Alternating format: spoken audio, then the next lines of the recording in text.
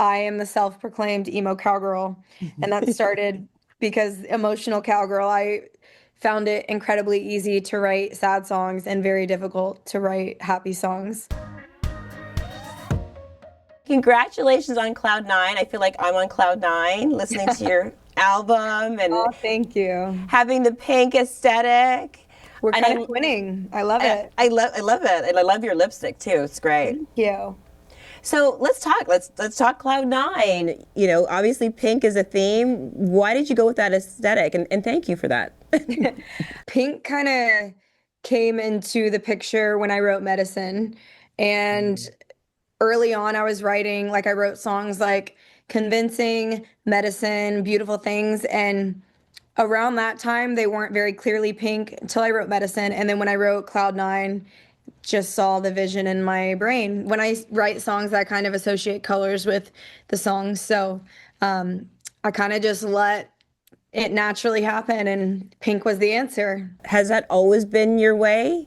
Did it always have a color associated from, you were a shorty Yeah, writing a little songs? bit. Yeah, with Am I Okay? I had written Miss Universe, No Caller ID. Those were some of the earliest songs, and those songs were just royal blue to me. I don't know. I was So good. just I love it. I love associating colors with my albums. I think my fans love it too. So Absolutely. It's just another layer of your creativity. And I want to go back to your last album, Am I Okay? Has over 3 billion streams currently. It made almost every critic's list as one of the best albums of 2024. So going into the studio this time around, were you feeling pressure? Were you just feeling just confident with what's gone on in the past? Like, what was the energy there? As a creative person, I know my boundaries with putting pressure on myself.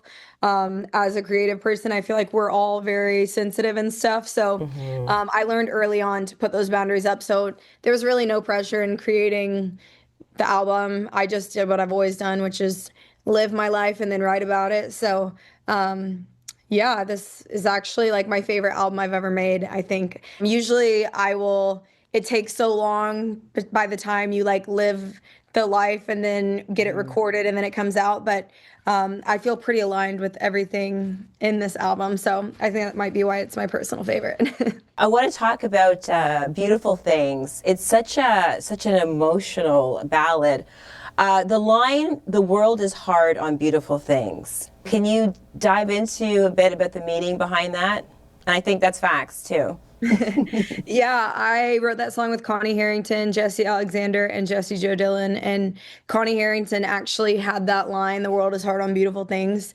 And my brain just immediately went to my 2-year-old niece, who, you know, she obviously, when she was born, she was like sweet and perfect and hasn't like had to deal with how cruel the world can be. But when I was holding her, I was just like, oh my gosh, one day like she might need this song. Or like, what if someone doesn't invite her to a party? I'm gonna freak out. What if she gets her heart broken one day? I'm gonna freak out. So I was like, I want to write her a song that maybe gives her hope when she needs it, when and if she needs it. And to explain that, I kind of, like fires burn up canyons, a hurricane can wreck a beach, like all of these beautiful things that kind of get destroyed. And hopefully that theme and those concepts would maybe give her hope if she one day needs it.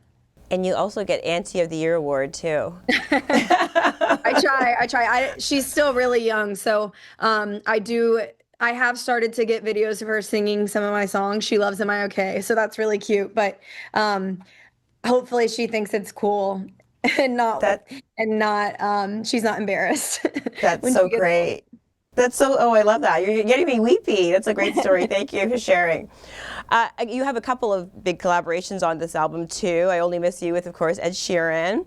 So what's the origin story of that collab? So Ed Sheeran had reached out to my team because he wanted me to play the Bluebird Cafe with him in March of 2025. And I was actually supposed to go on a vacation that weekend. I canceled the vacation to be Yep. at the Ed Sheeran show, obviously, because when he calls, you answer. And after we played that round, we just like formed a natural friendship. He told me that his wife and kids like love my music and they listen to it while they're eating breakfast and stuff, which I thought was really cute. And obviously, he's Ed Sheeran. He's so talented, so inspiring. So we just kept in contact after that Bluebird show and then started sending each other songs back and forth. And I sent him I Only Miss You and he loved it. And it happened pretty quickly after that. Like I sent him the demo, he had sent me back him singing on the demo, and then I went and cut the song like the next week.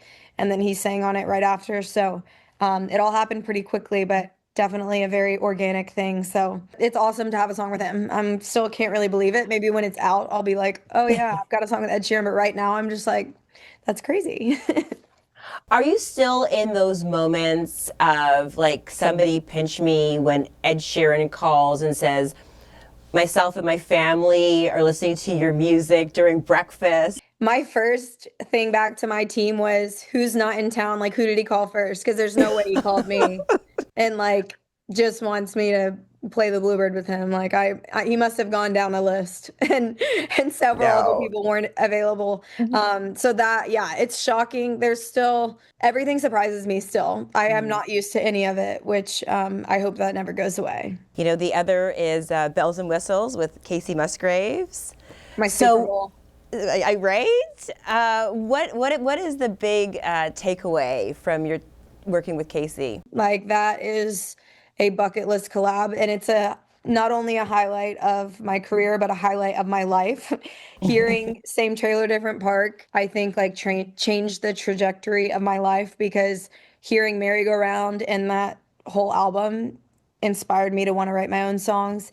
And it's just a full circle moment that like I don't think you can, it's like something out of a movie, I feel like. And I hope that like our collab is inspiring to other people, because I met her outside of her bus in 2014 as a fan, and 11 years later now we're having a song together, and it's really crazy. It makes me think like I wonder what fan that I'll maybe meet outside of my bus that I'll have a song with in 11 years, and I don't even know what that will be yet, obviously. But just how everything can change drastically so quickly. I hope that that's inspiring to people. But you really are at that stage of your career where you are inspiring not only your fans, but other up and coming artists and musicians. Like does like any type of interactions that stand out for you that's happened, like people are like, oh my gosh, I just want to be like you. I have a bunch of very cute little fans that come to my shows, and they're all dressed like me, and even on social media they'll tag me and they cover my songs and stuff, which I love. So yeah, it's a new thing for me to be an inspiration to people. I think that's like not what I imagined when I got into this, but definitely something that I don't take lightly. You mentioned Kacey. Anybody else that when you were looking to the stars and dreaming, that were inspirational for you? So Kacey has always been my number one. I've always loved I've always loved Taylor and Miranda Lambert as well. I think their songwriting is something I've always looked up to. But yeah, there's so many. Even becoming friends with Kenny Chesney, he's someone that I grew up listening to, and now he's one of my closest friends. So kind of crazy how life works out sometimes. I want to dive deep into the gorgeous song "Stupid," about an ugly element of dating, ghosting. Yeah. It's giving a little Dolly Parton energy too. I understand it was your friend's situation that inspired that song. Yeah, so she was actually dating this guy, and he was driving from LA to San Diego, and she had like double texted him and called him, and she like looks to me and she's like, should I just call him again? Like, I'm getting worried. Like, what if he's like in a ditch on the side of the road? Like, there's no way he wouldn't text me back. I've texted him twice and called him. Like, something must be wrong. And it just made me laugh for a moment, because I was like, you're being delusional, but I've been there too. Like, Same. This is what I sound like to my friends when I'm like, no, he didn't mean it. Like, he just has a lot going on right now. He's busy. Yeah. And so I kind of took that situation and turned it into this like confident anthem of like, no, he's got to be doing something else, because he's dumb, but he's not that stupid. It was a brilliant flipping the script flipping this on it. The song Wedding Dress, it starts with the line, "My biggest fear isn't tigers, spiders, or heights." So I'm curious, Megan, what has scared you in the past that you've been able to work through and like that's in your rearview mirror now? I guess playing in a stadium, that used to scare me. The first Kenny Chesney show, I was terrified. And then I got very used to that by the end of the tour. Another thing, I don't know, heights are still scary to me, but not as scary as like missing your ex in a wedding dress, you know? Yeah. I don't really know what I'm afraid of. I haven't thought about that in a while. Yeah, no. You've been described as the queen of sad girl country. So I personally love music like yours that gets me deep in my feelings. So what do you think about that, that descriptor? I think that's really valid. I mean, I am the self-proclaimed emo cowgirl, and that started because emotional cowgirl. I found it incredibly easy to write sad songs and very difficult to write happy songs. So I love a sad song. I think that all of us humans go through similar experiences, and finding ways to put that into words makes us all feel connected. So I think people are drawn to sad songs in general, more than happy songs, because I think we're always searching for like validation in what we feel. And sad songs typically do that. Absolutely. I love a sad song. You're going on a huge tour starting in May.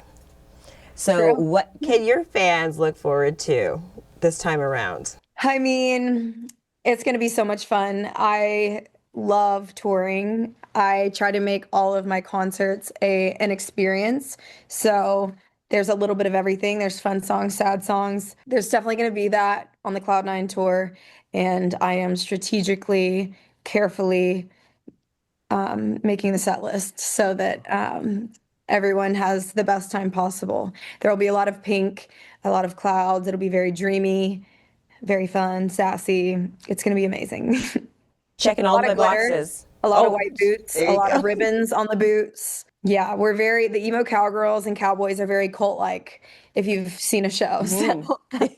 I love to find out like how people keep their zen on tour. Like how do you lean into your wellness? You know what I mean? How do you make yourself the best that you can be during that stretch?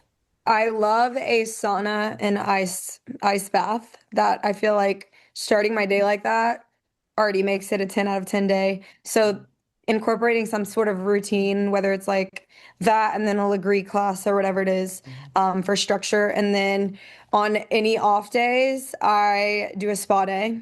Love a spa day.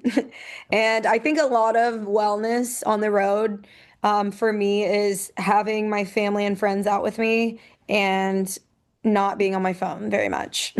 Those are good tips just for life in general, Yeah. right? Family, friends, not on your phone as much. Yeah. I can't thank you enough for speaking to us today. You're just a joy, and congratulations. Continued success.